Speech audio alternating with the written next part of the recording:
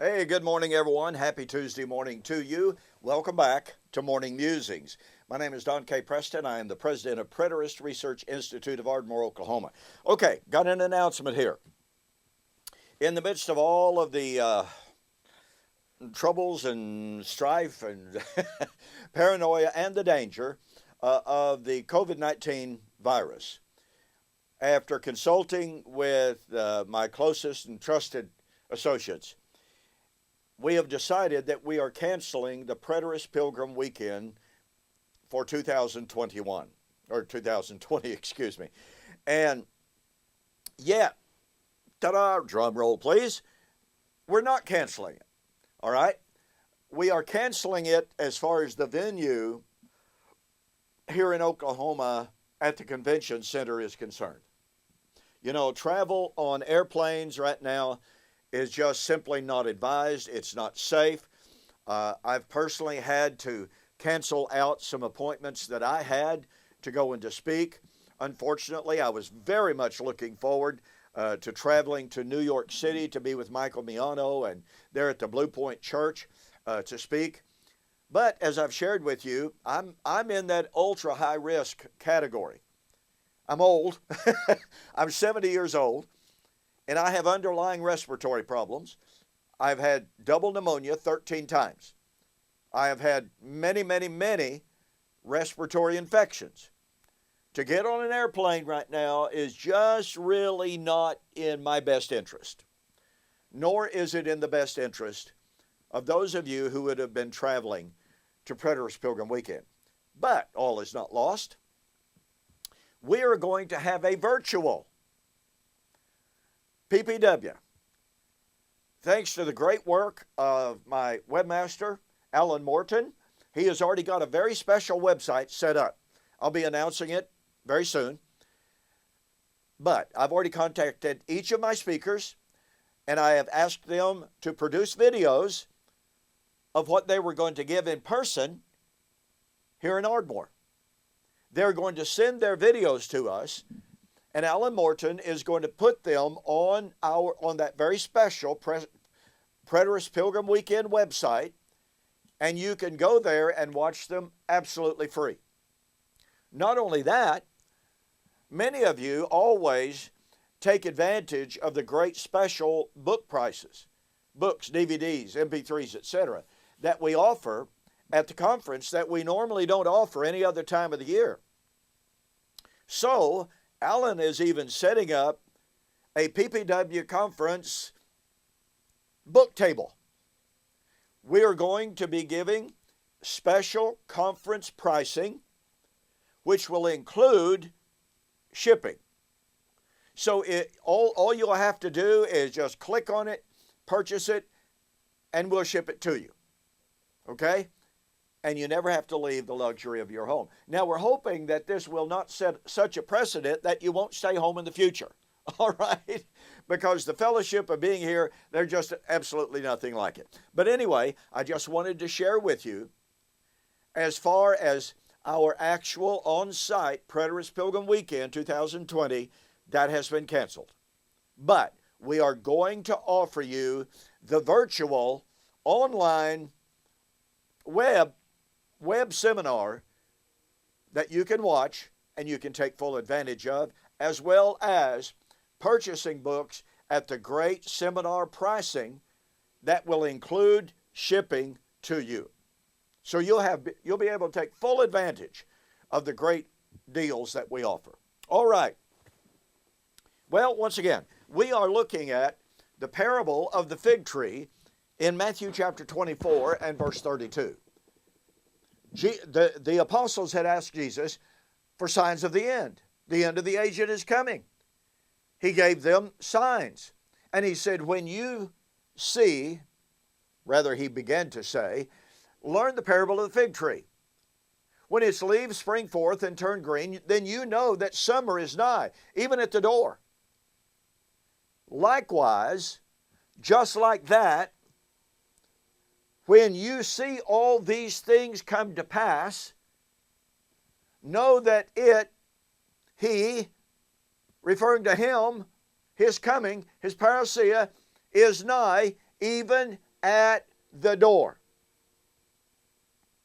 So the appearance of the signs, the completion of the world mission, the abomination of desolation, the Great Tribulation, were to be sure signs that the day of the Lord, the coming of Christ, the second coming of Christ, was near. Now, I shared with you yesterday how dispensationalists point to 1948. And they tell us the restoration of Israel in 1948, as Thomas Ice and Tim LaHaye say in their book Charting the End Times, they call it the super sign of the end. Well, the problem with that is they go ahead and say the generation to see the signs would be the generation that would see the coming of the Lord. Well, 1948 was supposedly the super sign of the end, but here we are, 70 plus years beyond 1948, and nothing has happened. By the way, now all of a sudden, we are hearing new and revised predictions of the time of the end. I have heard 2025. I've heard 2030. I've heard 2050. When will the dispensational world learn that their entire eschatological narrative is wrong? Now, what's interesting to me is that the traditional amillennial and postmillennial view very commonly approach Matthew chapter 24, and they say, well, you know, the disciples ask about two things. Number one, they ask about the fall of Jerusalem. And then they ask about Jesus' coming and the end of the current age.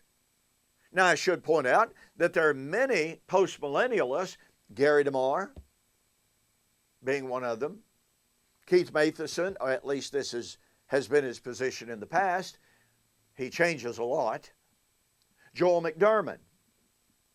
They recognize that the end of the age that the apostles were asking about was not the end of the Christian age. They recognized it was the end of the Old Covenant age, the Mosaic age. That's what that temple represented. There are even a lot of amillennialists who take that position. By the way, it's fascinating to me that scholars such as N.T. Wright understand and state the apostles were not asking about the end of the time-space continuum and the coming of Christ out of heaven riding on a cumulus cloud. They were asking about the dramatic historical inbreaking of the kingdom of God at the destruction of Jerusalem. N.T. Wright even goes so far as to say, commenting on that generation and about all of the turmoil that took place, and he said, I am confident that any good faithful Jew could point to the events, the tumultuous, horrific events of the first century, and say, of the fall of Jerusalem, yes, that's it. That's the coming of the Son of Man. I agree with him 100%. It's just that he wants to hold on to a yet future event without any support whatsoever. So what we need to do is we need to examine the signs that Jesus gave. After all, the disciples asked about signs of his coming and the end of the age. Well, we are told that there are signs of the impending fall of Jerusalem, and that's Matthew chapter 24, 14 through 28. But there are no signs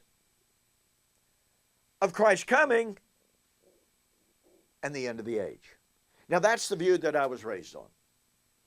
That's the view that is sometimes called Reformed amillennialism, even though I was not raised in the Reformed tradition.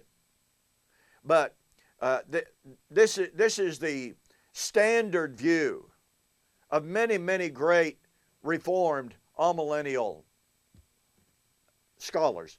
Bettner's one of them. In his book on the millennium and his book on Matthew 24. That's the view. Verses 4 to 34, AD 70.